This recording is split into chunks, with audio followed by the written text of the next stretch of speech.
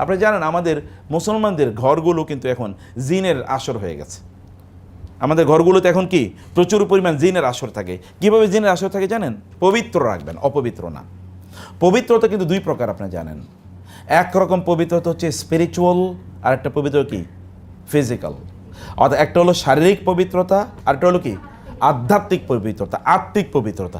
আত্মিক পবিত্রতা is more important দেন শারীরিক পবিত্রতা। আত্মিক পবিত্রতা কি বলেন তো?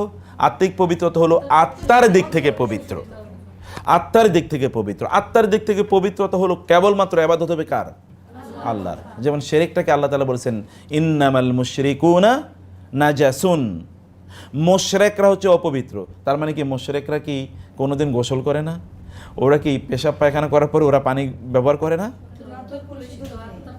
এক্স্যাক্টলি। মূল অপবিত্রতা কোথায়? আত্মায়। ইন্নামাল মুশরিকুনা নাজাসুন ফালা ইয়াকরাবুল মাসজিদাল হারাম বা'দা আমিহিম হাযা। আপনি জানেন তো মক্কা এবং মদিনায় মুশরিকদের প্রবেশ নিষিদ্ধ, হারাম হুদুদ এরিয়ায় প্রবেশ নিষিদ্ধ, কারণ ওটা পবিত্র জায়গা। অপবিত্র লোকের ওইখানে ঢুকতে পারবে না। তো অপবিত্র কি এটা ফিজিক্যাল? এটা স্পিরিচুয়াল ইমপিউরিটি। আমাদের এক নম্বর কাজ হচ্ছে আমাদের পরিবারগুলোকে স্পিরিচুয়াল ইমপিউরিটি থেকে রক্ষা করতে হবে। অর্থাৎ স্পিরিচুয়ালি তাদেরকে পিওর বানাতে হবে, পবিত্র বানাতে হবে। আপনারা এবং আপনাদের পরিবারে যারা আছে অথবা যারা থাকবে তাদেরকে স্পিরিচুয়ালি পবিত্র বানাতে হবে। কীভাবে পবিত্র বানানো? সেখানে কেবলমাত্র আমরা আনুগত্য করবো কার? আল্লাহ সুবহানাহু ওয়া তাআলার। সেখানে আল্লাহর আনুগত্যের বাইরে অপবিত্রতা তৈরি হয় এমন কোনো এলিমেন্ট থাকবে না। এমন এলিমেন্ট কী কী হতে পারে? এমন এলিমেন্ট হতে পারে সেখানে শিরক হওয়া, এমন এলিমেন্ট হতে পারে সেখানে বেদাত হওয়া, এমন এলিমেন্ট হতে পারে সেখানে কুফরি কোনো কার্যকলাপ সংগঠিত হওয়া, এমনকি সেখানে একটা টেলিভিশন, যে টেলিভিশনে ভিন দেশি সিরিয়াল অথবা সিনেমা চলে অথবা গান চলে, এমন কোনো রেডিও বা ট্রানজিস্টর, অথবা ধরেন এমন কোনো আপনার ডিভাইস, যে ডিভাইসে ইউটিউবে সেখানে কি অশ্লীল কোনো, অথবা ধরেন আপনি এমনি বসে নাটক, অশ্লীল না শিলি কোনো নাটক দেখলেন, শিল নাটকের মধ্যে পুরুষের চরিত্র আছে, আপনার তো সেটা দেখা যায় নাই অপ্রয়োজনে, এখানে আপনার শেখার কি আছে? অথবা কমপক্ষে এটা তো আপনার অপ্রয়োজনীয় কাজ, কারণ আল্লাহ সুবহানাহু ওয়া তাআলা বলেছেন কদ আফলাহাল মুমিনুন আল্লাযীনা হুম ফি সালাতিহিম খাশিউন ওয়াল্লাযীনা হুম আনিল লাগwi মুরিদুন। মুমিনরা তারা অপ্রয়োজনীয় কাজ থেকে তারা দূরে থাকে নিজেদেরকে, দূরে থাকে তারা নিজেরা। এখন আপনি নাটক দেখা, সিনেমা দেখা, এগুলো কি প্রয়োজনীয় কাজ না অপ্রয়োজনীয় কাজ? অপ্রয়োজনীয় কাজ থেকে তারা নিজকে দূরে রাখছেন। এটা একটা এক্সাম্পল আমি বললাম। স্পিরিচুয়াল ইমপিউরিটি এরকম। স্পিরিচুয়াল ইমপিউরিটি হচ্ছে ঘরের মধ্যে গালিগালাজ এবং ঝগড়া বিবাদ, মারামারি ইত্যাদি লাগিয়ে রাখা, এটা স্পিরিচুয়াল ইমপিউরিটি। ঘরের মধ্যে কেউ কাউকে ভালো না বাসা, অথবা ঘরের মধ্যে এক ধরনের কি অস্থিরতা সবসময় তৈরি করা, এটা হচ্ছে একটা স্পিরিচুয়াল ইমপিউরিটি। কিন্তু এটা ফিজিক্যাল ইমপিউরিটি আছে। ফিজিক্যাল ইমপিউরিটি কি? এটাকে অপরিচ্ছন্ন রাখা। আপনারা জানেন আমাদের মুসলমানদের ঘরগুলো কিন্তু এখন জিনের আসর হয়ে গেছে। আমাদের ঘরগুলোতে এখন কি প্রচুর পরিমাণ জিনের আসর থাকে। কিভাবে জিনের আসর থাকে জানেন?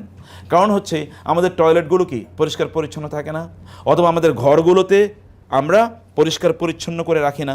পরিষ্কার পরিচ্ছন্নতা কি ইমানের অংশ নাকি? ইমানের অংশ না? পরিষ্কার পরিচ্ছন্নতা ইমানের অংশ। একজন মুমিন কি কোনোদিন অপবিত্র থাকতে পারে বলেন? একজন মুমিন কোনোদিন অপবিত্র থাকতে পারে না। একজন মুমিনের জন্য পবিত্রতা হচ্ছে অপরিহার্য। যখনই তিনি অপবিত্র হন তখনই কি তাকে দ্রুত পবিত্র হয়ে যেতে হয়। যখনই তিনি অপবিত্র তখনই তাকে দ্রুত, যখনই সময় আসে তখন তাকে দ্রুত পবিত্র হয়ে যেতে হয়। তখন যেমন ধরেন আপনার পবিত্র হওয়ার কথা হলো এখন, কিন্তু আপনি বলেন আচ্ছা ঠিক আছে 5 ঘন্টা পরে আমি পবিত্র হব, এটা মুসলমানের জন্য জায়েজ নাই। আপনার এখনই পবিত্রতার সময় হয়ে গেছে, এখনই আপনাকে পবিত্রতা অর্জন করতে হবে। আপনার যেমন মানে আর অপবিত্রতা আরেকটা জিনিস বলি, বা আমাদের কেন ঘর বাড়িগুলো কেন জিনের আসরে পরিণত হয়ে যায়? জিন এই কারণে যে ধরেন আমরা যে খাওয়া দাওয়া করছি, খাওয়া দাওয়া করার পর আমাদের প্লেটগুলো, এই প্লেটগুলোকে আমরা কী করছি? এগুলোকে ওই অবস্থায় আমরা না ধুয়ে রেখে দিচ্ছি। এটা কিন্তু জিন এখানে আসার একটা কারণ। ধরেন আপনি গোশত খেয়েছেন, মাংস খেয়েছেন, হাড়গুলো, অথবা মাছ খেয়েছেন কি তার কাঁটাগুলো, এগুলোকে উন্মুক্ত জায়গায় ফেলে দিলেন। এগুলো কার খাবার বলেন তো? জিনের খাবার। তাহলে জিনকে তো আপনি ইনভাইট করতেছেন, তুমি আসো আমি তোমার জন্য খাবার রেখে দিলাম। অথচ এগুলো কি করে রাখা দরকার ছিল? ঢেকে রাখা দরকার ছিল। আর লাইটগুলো সব বন্ধ করে রেখে তারপরে ঘুমানোর কথা ছিল, কিন্তু আমরা তো লাইট বন্ধ করে ঘুমাই না, লাইট জ্বালিয়ে রেখে আমরা ঘুমাই। খাদ্য এবং পানীয় সব ঢেকে রেখে তারপরে ঘুমানোর কথা ছিল। যে সকল জামা কাপড়গুলো ময়লা আবর্জনা এগুলো ঢেকে রাখার কথা ছিল, অথবা দ্রুত এগুলো ধুয়ে ফেলা দরকার ছিল। আমাদের টয়লেটগুলো ঢেকে রাখা দরকার ছিল ঢাকনা দিয়ে, কিন্তু আমরা এখন হাই কমোড ব্যবহার করি। টয়লেটগুলো কি ঢাকনা দিয়ে থাকে না? এগুলো উন্মুক্ত থাকে বলেন তো? অধিকাংশ বাসায় উন্মুক্ত থাকে, লোকেরা বুঝেই না যে এটাকে ঢেকে রাখতে হয়। তো শয়তান তো এখানে থাকে। আমরা যখন টয়লেটে ঢুকি তখন কী দোয়া পড়ি? আল্লাহুম্মা ইন্নী মিনাল খুবসি ওয়াল খাবাইস। খুবসি ওয়াল খাবাইস মানে কি জানেন? বাংলা যে বলে খবিশ, খবিশ টাইপের জিন থাকে। জিনদের মধ্যে ভালো নাই আছে কিনা, কিন্তু সবচেয়ে নিকৃষ্ট যেগুলো ওগুলো থাকে কোথায়? টয়লেটে। তাহলে আমরা ওই টয়লেট যখন খোলা রাখি, আবার টয়লেটে যখন যাই তখন আমাদের কি থাকে না? জুতা থাকে না। তো জুতা না থাকার কারণে আপনি তো অপবিত্রতা নিয়ে ঘরের মধ্যে প্রবেশ করলেন, পুরো ঘর আপনি অপবিত্র করে ফেললেন। তাহলে একজন মুসলিমের তিনি টয়লেটে যাওয়ার পরে তিনি কি করবেন? তিনি ওইখানে একটা জুতা তিনি ব্যবহার করবেন, অথবা তিনি ওইখান থেকে যখন বের হন তখন কি তিনি পবিত্র হয়ে বের হবেন। কীভাবে পবিত্র হয়ে বের হতে হয়? অজু করে বের হবেন। আপনাদের এটা আপনাদের নিজেদের এটা চরিত্রের অংশ বানাতে হবে, যেন আপনাদের সন্তানরা পরবর্তীতে ওরা বুঝে। আপনি বলতে পারেন এই তুমি কেন অজু করে বের হলে না? এটা আপনার নিজের যদি তৈরি না হয় তাহলে আপনি তো বলতে পারবেন আপনার পরবর্তী প্রজন্মকে। আমি বলছি না যে সবার বিয়ে তো হয় না, কিন্তু হবে তো আলটিমেটলি। আপনাদের সন্তান হবে, এবং আমরা চাই আল্লাহ তাআলা আপনাদেরকে দিনদার সন্তান দেখ, যেন তাদেরকে নিয়ে আপনারা সত্যি করতে গর্ব করতে পারেন, ফেরেশতারা গর্ব করতে পারে দেখো তার সন্তানটা কি। তাহলে আপনার সন্তানদেরকে আপনাকে শেখাতে হবে, আপনার স্বামীকে শেখাতে হবে, আপনার ছোট ভাই বোন তাদেরকে শেখাতে হবে তুমি কি অজু করে বের হয়েছো? একজন মুসলিম তো অপবিত্র থাকতে পারে না। তাহলে আপনাকে এই পবিত্রতা অর্জন করার জন্য এই কাজগুলো করতে হয়। যখন আমরা টয়লেটে ঢুকি তখন আমাদেরকে বাম পা দিয়ে ঢুকতে হয়, টয়লেট থেকে যখন বের হই কি তখন ডান পা দিয়ে বের হতে হয়, টয়লেট ঢুকার সময় দোয়া পড়তে হয়, টয়লেট থেকে বের হয়ে কি দোয়া পড়তে হয়। এই কাজগুলো আমি টয়লেটের একটা ব্যবস্থাপনার কথা বললাম। ঠিক এইরকম অসংখ্য জিনিস আছে অপবিত্রতার। কোনো অপবিত্রতা এখানে, ফিজিক্যাল কোনো অপবিত্রতা এখানে থাকতে পারে না। একজন মুসলিম ফিজিক্যালি তিনি তার বাসায় অপবিত্র থাকবেন না। আপনার বাসাটাকে যদি, ওই যে বললাম, আচ্ছা আপনি কি মসজিদকে অপবিত্র রাখতে পারবেন?